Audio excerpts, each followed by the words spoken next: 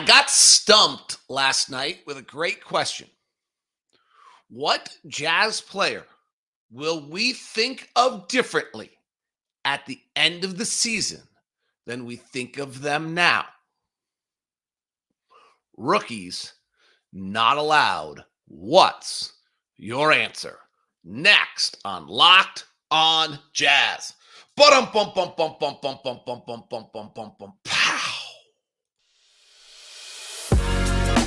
You are Locked on Jazz, your daily podcast on the Utah Jazz. Part of the Locked On Podcast Network, your team every day. How are you? I am David Locke, radio voice of the Utah Jazz, Jazz NBA insider. Today on Locked on Jazz. Last night at a super cool event at Topgolf, which I'll share with you, I got asked what Jazz player in a group, what Jazz player will we think of most differently at the end of the season? That was a great question. I was actually kind of flustered. I'll put some parameters around it and we'll discuss it. And we'll do our Eastern Conference points gained offensive rankings in which the Milwaukee Bucks do not come out well. What is wrong with my numbers? Nothing. They're my numbers, so I always defend them. No, I don't know. We'll talk about it. This is Locked on Jazz. It's your daily podcast in the Utah Jazz, giving you insight, expertise, geeky numbers, and hopefully making it way better to be a Jazz fan. Each and every day, we are free and available on all podcasting apps, as well as YouTube. And our YouTube question of the day is exactly what I just shared with you. Which player will you think differently of at the end of the season? So put that in the YouTube comment sections or tweet them at me, X them at me, whatever you do now, at DLock09 if you're listening the old school way, which we still love and appreciate immensely, which is the podcast, which is what we made our name on and which we still do a lot of. All right, I have a bunch of little things before we delve in today. Yesterday, there was a fundraiser, 5 for the Fight fundraiser at Topgolf, and I just was super amazed by who our players are. I was walking by the various bays, and there's John Collin sitting here talking with the one family, and Lauri talking to another, and Kelly interacting with another. And, they're obviously there for that, but they're also probably pretty tired. They just were great. They just were all great. It was super impressive. I got to see I was super impressed with Cindy Bailey's swing. Thurl's wife, she just nailed it a few times. Looked like a golfer. No comment on Thurl's. No, Thurl was fine. Thurl loves golf. Thurl's big. But all the guys were out there. It was kind of funny to watch them. Lauri trying to swing with regular clubs. Kelly Olynyk went Mike Trout at Topgolf. If anybody's ever seen Mike Trout at Topgolf, Kelly Olynyk kind of went big time on one in there. By the way, today's episode is brought to you by Gametime. Download the Gametime app, create an account, and use the code LOCKEDONNBA for $20 off your first purchase. All right, so in the midst of that, I was in a conversation with some friends, including Rambu, and was asked which Jazz player will we think of differently at the end of the season. And I got to admit, I thought it was an awesome question. Now, did I have a hard time with it? I'm making fun of myself here because I'm so self-assured in what I think of everyone that the idea that I was going to be possibly have a different opinion, like the way we did about Lauri at the end of the year last year, is, of course that would never happen. No, I don't think so. But clearly the question was kind of, is anyone, and I think what we saw with Lauri's crazy difficult to do. So let me just put a few parameters. I'm going to put no rookies allowed in your answers. Here's why. Whatever opinion you have on the rookies or hope you have for the rookies is actually solely based on the fact that they were drafted by the Utah Jazz.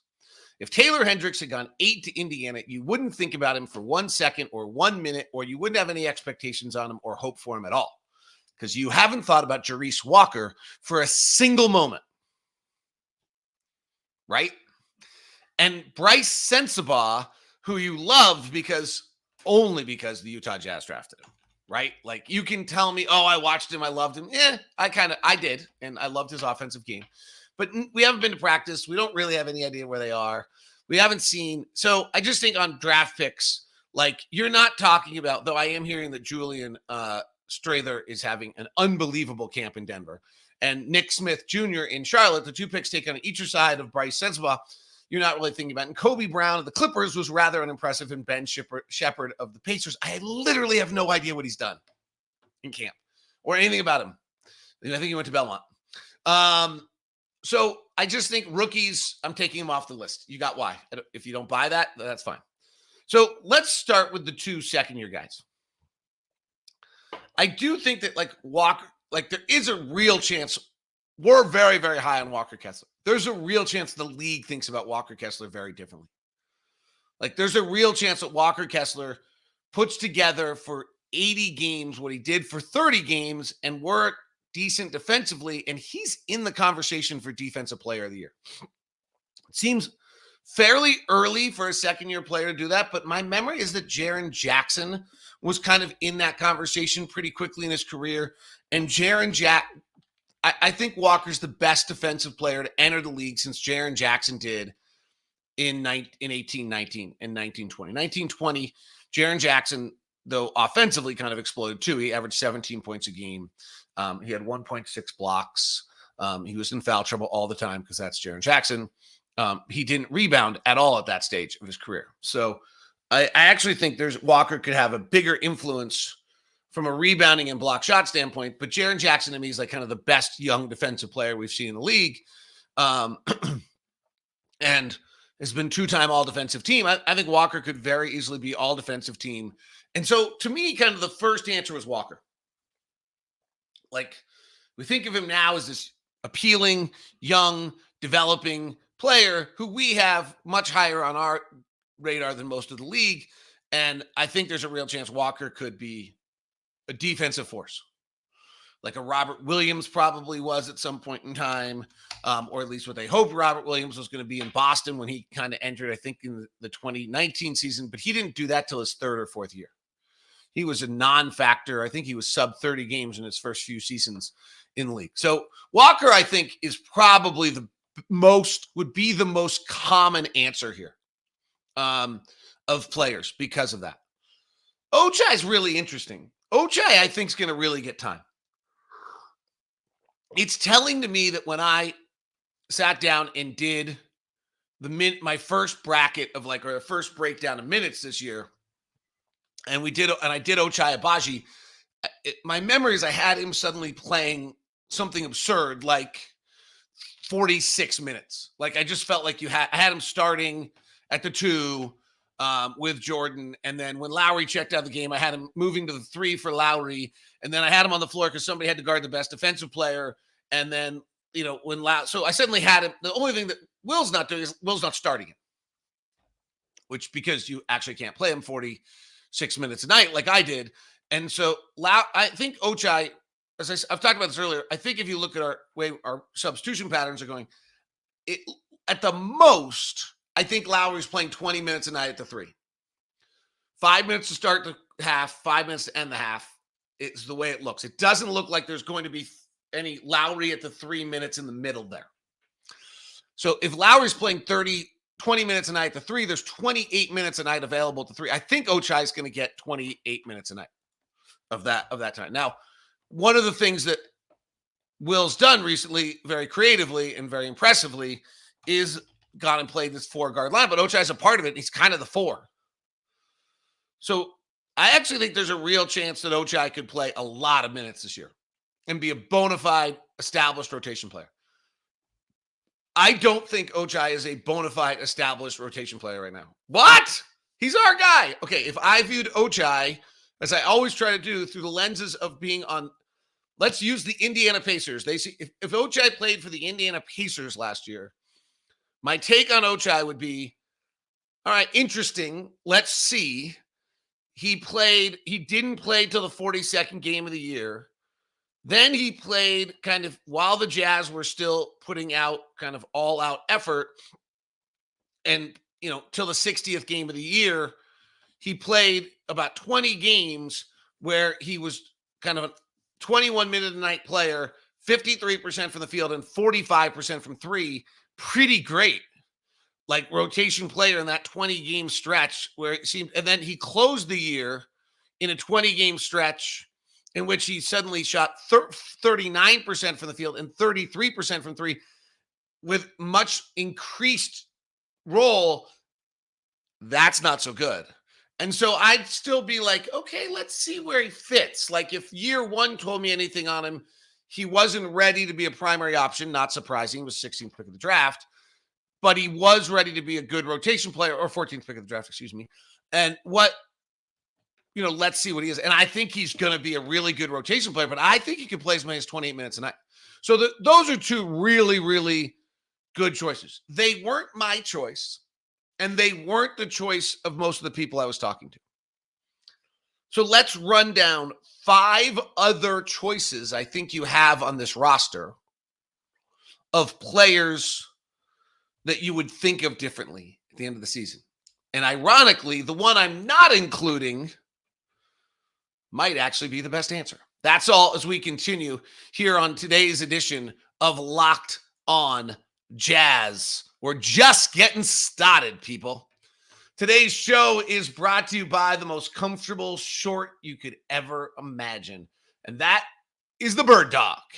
The Birddog shorts, just packed them for Sacramento. It's 90 degrees in Sacramento. What was the first thing I grabbed? My Birddog shorts. I'll be wearing them in the hotel room because they're super comfy, and I'll be wearing them out and around because they look fine. And if it's 90 degrees, I may wear them to dinner because that's the beauty of the Birddogs. Rather than that stiff, restricting cotton, they figured out a way to use cloud knit fabric that looks like khaki but stretches all the way to get a slimmer fit without having to sacrificing movement. So from my standpoint, perfect. Sitting around the hotel room, awesome. Walk to Temple Coffee today in Sacramento, awesome. Dinner outside at one of the little cool places in Sacramento, perfect. And they use the anti-stink sweat wicking factor that keeps you cool and dry all day long, which frankly means if I'm on the road, this is a short trip. On a long trip, the Birddogs are amazing because I can wear them multiple times.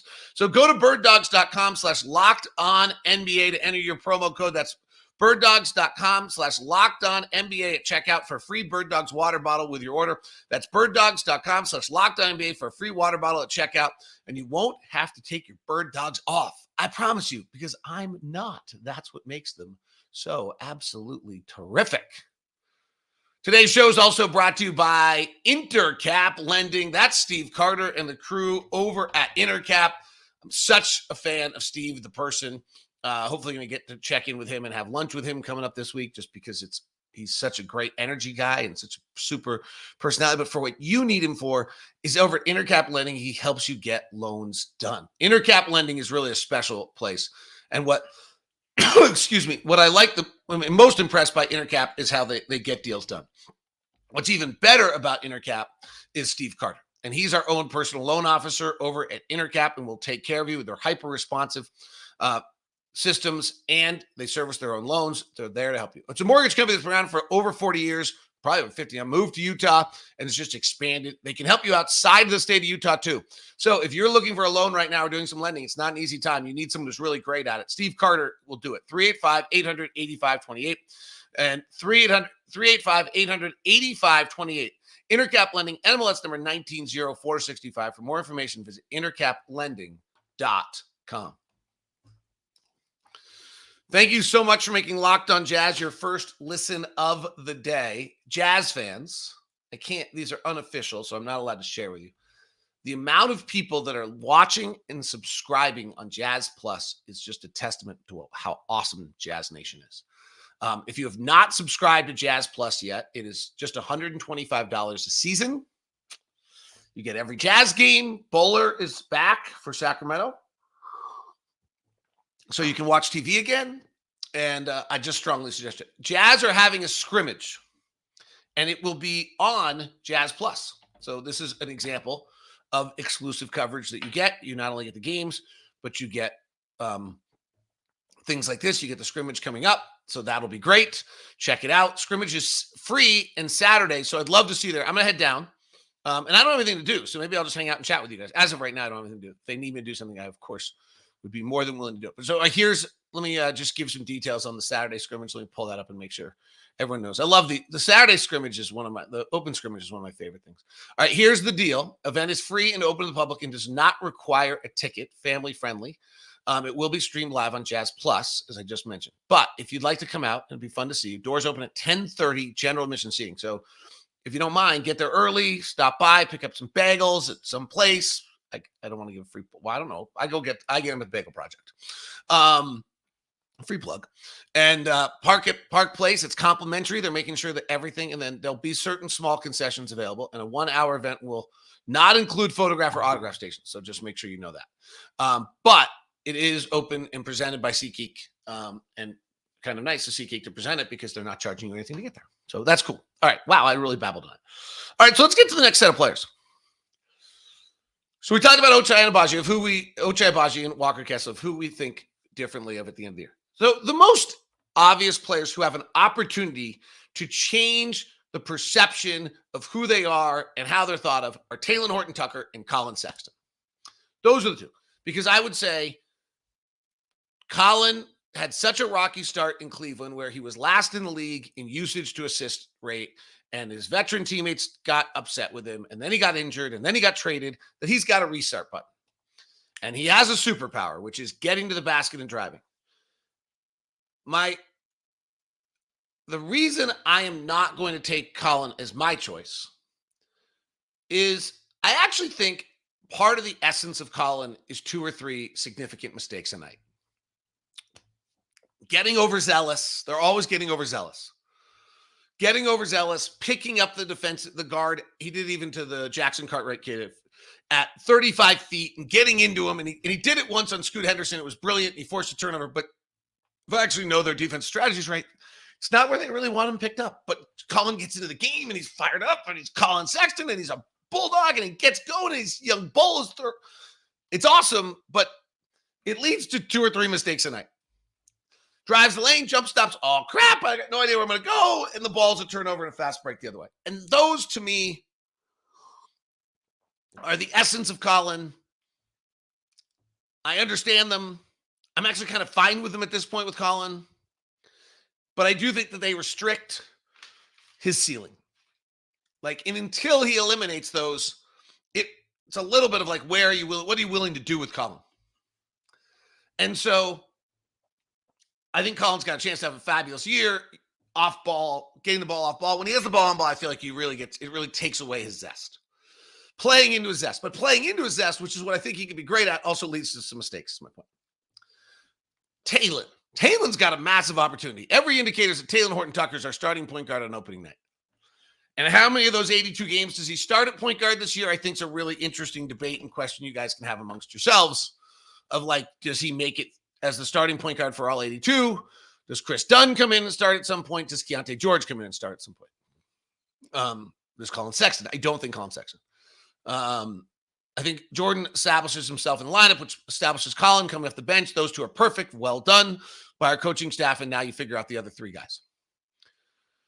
So Talen's super interesting because, frankly, if Talen shoots 36% from 3 or finishes at the rim better, it's a game changer.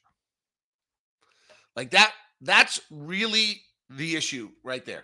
There are 2 very distinctive things that we can look at Talen Horton-Tucker's game. And if he were to do either of these 2 things, it's a game changer. And with one of the most unique bodies in the NBA, 6'4" with a 7'1" wingspan and a 230-pound frame, if he suddenly starts to finish at the rim. Last year, he was in the 17th percentile of all rim finishing at 57%, according to Clean the Glass. And he was in the 10th percentile in all three-point shooting at 29%. Those are 2 big, huge warts on an otherwise pretty good offensive resume and powerhouse. So if he suddenly can do either of those 2 things, and you couple in the fact that he's in the 70th percentile in shooting fouls drawn, and he's the 76th percentile in on the floors drawn, you start to kind of put together the fact that he's a really good rebounding guard. He's in the 65th percentile rebounding for both his possessions. You start to put in the fact that he, his assist rate was just kind of crazy last year. I couldn't believe it. He's in the 99th percentile of all wing players. Now, obviously, he's going to be a point guard, so that's a little different. And maybe you've got to make that adjustment on how you view him. If he can do either of those 2 things, shoot the 3 or finish at the rim, Talen is the player we're talking about here who will think of most differently, because then it's a game changer. And I actually don't know which is more important. Maybe the 3. But that gets super interesting. So there's a likely case scenario, though. You're all screaming at me, what about John Collins? Now, John Collins is the really obvious choice because of the fact that he's the one coming in. He's new. He's getting a new system. He's not playing with Trae Young, and we've turned Trae Young into the devil in our minds because of the fact that he's been restricting our guy, John Collins, and now we're all in on this. Here's the reason I'm not with John Collins in this answer. Because I think the comparison to Lauri has one flaw. Well, one, Lauri might be just great. And the one flaw, I think, is that and actually Lauri's the one who pointed this out to me, is that last year when Lauri came to the Utah Jazz, there was no pecking order. There were 3 players back: Mike Conley, Rudy Gay, Jordan Clarkson, and Udo Azubuike. So there were 4. So really 2. And so nobody knew anyone. There was no on-the-court or off-court relationships. There was no pecking order. It was all being reformed, and Lauri stepped into that and became the man. John Collins is coming to an established team, both on-floor and off-floor. Personalities, relationships. And so he has to assimilate in. It's not the same thing as getting this blank slate that Lauri got a year ago of opportunity. I also think Lauri's incredibly gifted and was the 7th pick of a draft, and John Collins is like the 20-something pick of the draft, which was low considering his jumping ability and some things. But Lauri's an elite physical specimen that maybe 10 guys in the NBA can match. And so I don't think the opportunity will be there as much for John, or that John's as amazing a player, physical specimen than Lauri Markkanen is. I think John Collins could have a nice year and get back on track, but I don't think we'll think about him differently. Which leads us to everybody else's choice, which was Chris Dunn. Not mine, but everybody else's. Everybody else in the conversation went with Chris Dunn, which was the implication that they thought that Chris Dunn could probably become the starting point guard at some point in time this year, and that Chris Dunn reestablishes himself, and frankly, first time established himself. If we're truly, Chris Dunn was the number 1 or number 5 pick of the draft out of Providence, and honestly never established himself as the number 5 pick of the draft out of Providence. So Chris Dunn establishes himself. His rookie year, 78 games in Minnesota, he played 17 games. He shot 38%. He had the rookie year that most rookies have, that Keontae could very easily have this year, and we shouldn't worry about if it happens. And then he goes to Chicago in the trade with Lauri Markkanen, and he does play, but he plays only 52 and only 46 games and only 51 the year after that. Like, he just doesn't stay healthy and he doesn't get a role. So that Chris Dunn actually establishes himself as a bona fide high-level rotation NBA player. Pretty good. I'll give everyone in the group credit. The leader of the conversation, everybody else, I'll give him credit. That was a pretty darn good question, or good answer to the question. Because that is it. We all love Chris Dunn for his 22 games, which were the best 22 games. The rest of the league does not see him as a bona fide rotation player in the NBA at this point. And if he does what I think everyone thinks he could do, he's a bona fide established rotation player, established himself as what he was as a 5th pick of the draft, elite defender, play 25 minutes, maybe even start as a point guard in the NBA. That would be a pretty dramatic change, and everyone else I give credit is probably right. It was not my choice. I will share with you who my choice was next, and we still need to do the Eastern Conference points gained, which I'm babbling so much today, I don't know that we're actually going to get to, but I will do my best to see if I can get that for you. That all coming up as we continue here on today's edition of Locked on Jazz. Today's show is brought to you by FanDuel. Snap into the NFL season with FanDuel, America's #1 sportsbook. Right now, new customers get $200 in bonus bets guaranteed when you place a $5 bet. That's $200 in bonus bets, win or lose. If you're thinking about joining FanDuel, there's no better time to get in the action. The app is so easy to use with a wide range of betting options, including spreads, player props, over-unders, and more. Visit FanDuel.com /LockedOn and kick off the NFL season. FanDuel is the official partner of the NFL, checking the lines in the book right now at the FanDuel Sportsbook. They have a fun one always. They open up the day with their 4 kind of things that might happen. And so they have Marcus Seaman recording a hit, Kyle Tucker, this is your baseball, to record a hit. You can bet those Astros and Rangers today. And so that's the headliner on everything there. NHL odds available for you as well. College football as well. Penn State, Ohio State, 3-7. Ohio State is a 4.5-point favorite. Air Force versus Navy, tribute to those guys. Air Force a 10.5-point favorite, and other ranked matchups this weekend. Alabama is playing at home against Tennessee. They're an 8.5-point favorite. That's all at FanDuel.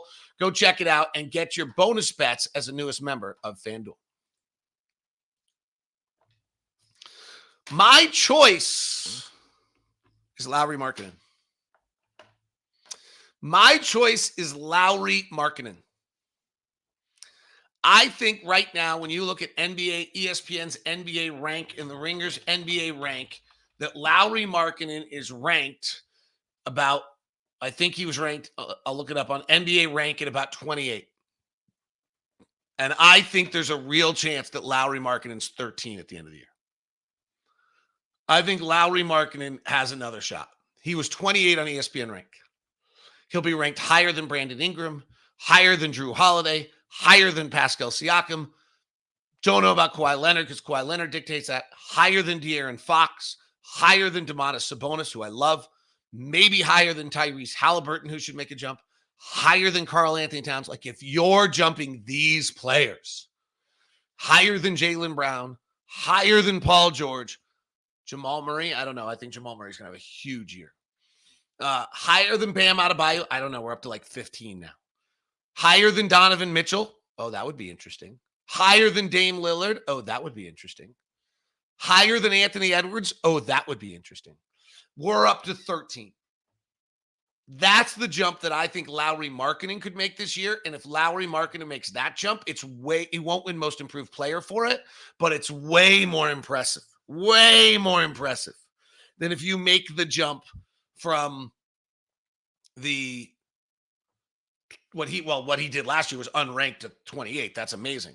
But the jump from 110 to 70, the jump from 115 to 80, which is kind of what Talen and Collin will be making, the jump from first-year player to second-year player that Walker and Ochai are making, the jump John Collins would make, which is like from a 99 to maybe 60 is pretty impressive. The jump we talked about with Chris Dunn to establish yourself as a player. But to me, the most impressive jump that anyone could make this year that would make us think of them differently than they did before is Lauri Markkanen going from 28 to 15, 28 to 10. And I think he's going to 10. Wow. 10's a little rich for my blood. But somewhere in there, 10's really elite. Like, I like the Ringers 10 better than ESPN's 10, but because ESPN's 10 didn't have Devin Booker or Jimmy Butler on it. But like, if Lowry's going to, why did I say Lauri 10? Anthony Edwards is 10. LeBron is 9. Shea is 8. Kevin Durant's 7. Booker's 11. Jimmy Butler's 12. Jason Tatum, and then we're into the elite of the elite, right? Giannis, Steph, Jokic, Luka. So I don't think I can get Lauri inside top 15. But I think we could get Lauri knocking on top 15. And if Lauri knocks on top 15, that's pretty awesome. So super interesting question. All right. I don't have time for the Eastern Conference points gained. I will tomorrow. So I'm trying to think if I can give you, for those, I'm trying to see, what can I tell you that you just listened to so you don't feel as though I just totally ripped you off? Even though I teased it and have it over on the little side, and then I never got it to you. I feel kind of bad, but I don't want to ruin it. All right, here. I'll give you 2 little tidbits, and we'll talk about them tomorrow. The number 1 offense in the Eastern Conference is the Philadelphia 76ers if James Harden were to actually play, which he seems not going to do. Number 2, I still believe Cleveland will be the number 1 seed in the East this year. Tease number 3 from points gained is Milwaukee didn't come out well. We'll talk about tomorrow. And tease number 4 is nor did Atlanta. And a surprise team did come out well. That's for tomorrow's edition of Locked on Jazz. Thanks so much for tuning in. Appreciate you. Have a great day.